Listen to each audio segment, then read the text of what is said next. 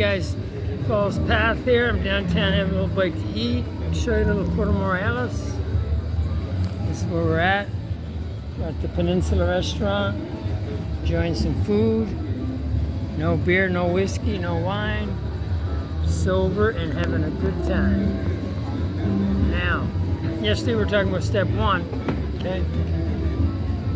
So talking about step 2 a little bit. There's a couple of things that people kind of miss. I think I missed it when I was new, and in the doctor's opinion, right? It says that men and women drink essentially because they like the effect produced by alcohol, right? We like to get rid of all those emotions, right? The fear, the anger. That's the effect we get. It says the sensation is so elusive that while they is injurious, they cannot, after time, differentiate the true from the false. Alcoholic life seems the only normal one. Here's the thing I like. They are restless, irritable, and discontented unless they can again experience a sense of ease and comfort that comes at once by taking a few drinks. If they're taking a drink, why can't I have one, right? And then what happens is we succumb to the desire again. The obsession kicks in. We start telling ourselves how we can have one. Probably wouldn't hurt me a little fresh wine or on a full stomach like Jim, It's insanity. That's called insanity. But step 2, we're going to be restored to sanity, right? To a higher power.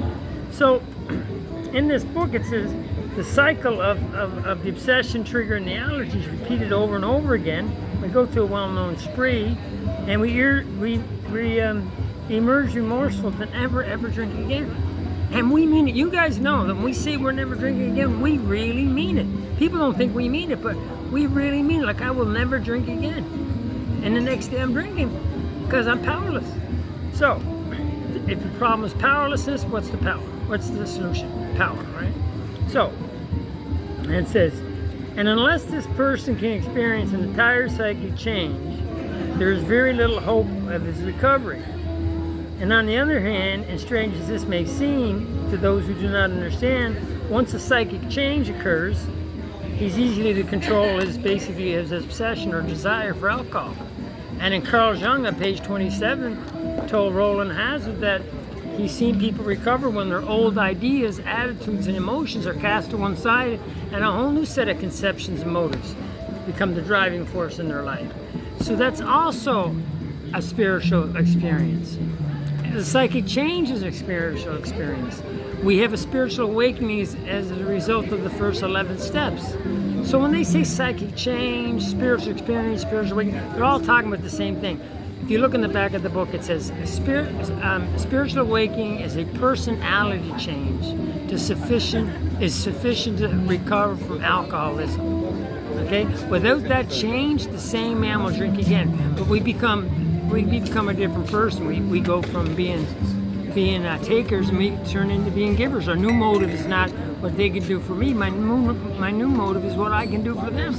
Like helping others is the solution, So, sorry for the noise, but anyway, so in the doctor's opinion, the next page it says, us doctors realize that the only thing that they didn't know about the higher power, okay, that came from Carl Jung, but the doctors that treated on the alcoholics in the 30s said the only thing that we can really suggest is entire abstinence, but then they agreed with entire abstinence, just don't drink no matter what, that the alcoholic is doomed, okay? So just don't drink no matter what. The doctors are saying you're doomed. You need to have a change. You need a spiritual change. You need spiritual awakening. You need a personality change, and you need a higher power.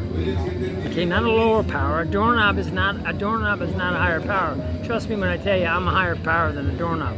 But you need something. I have God. Now you got. Where are we at now? Now we got page 43. Okay, step 2. Don't forget. That power greater than ourselves. Okay, going to restore us to sanity. The sanity they're talking about is when it comes to drugs and alcohol. We're talking about the insanity of the first drink and the first drug. We're not just talking about alcohol, we're talking about alcohol and drugs. And alcohol is a drug. So in 43, the last thing they say there is once more. They sum up the whole step 1 with once more. Okay? The alcoholic at certain times has no effective mental defense against the first drink. Neither he nor any other human being can provide such a defense. His defense must come from a higher power. Okay? Page after that, we're going to talk about higher powers, right? It says lack of power. That was our dilemma. We had to find a power greater than ourselves that will solve our problem. What's our problem? The mental obsession. It's not the allergy. I still got the allergy today.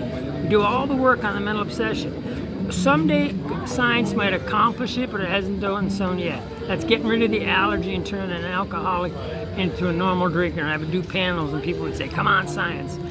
Science hasn't figured out how to treat the allergy, so we treat the obsession. So the thing is, we always remember this. We always remember the ease and comfort that comes at once taking a few drinks, but we never remember that humiliation and suffering. We forget that within a month or a week.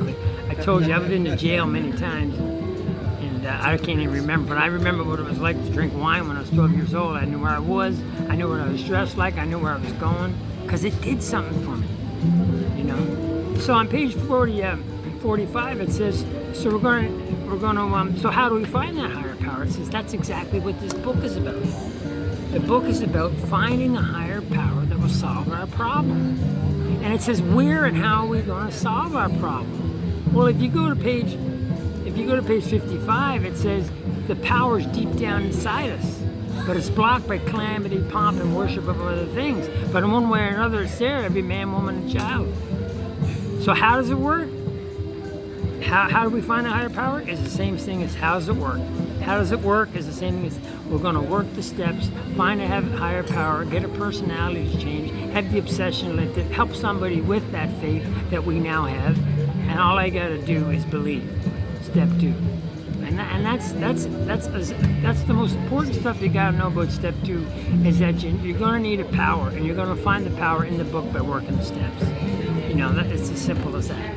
Love you all. That's Step 2. Talk to you guys tomorrow. I'm going to enjoy my seafood soup. And yeah, Step 2. It's good stuff, man. It's very simple. Don't think you got to believe in God yet. It says, how are we going to find that higher power? It says that's exactly what this book is about. If I could believe and trust God in Step 2, I wouldn't need the rest of the steps. That's the start of it. We just have to believe that we can be restored to sanity. We don't have to believe in a higher power yet. That's going to come while we're working the steps. It shows up along the way. And then you know what doesn't show up along the way? The obsession. All right, guys. Love you all. See you tomorrow. Thank you for donations. And I'm over and out.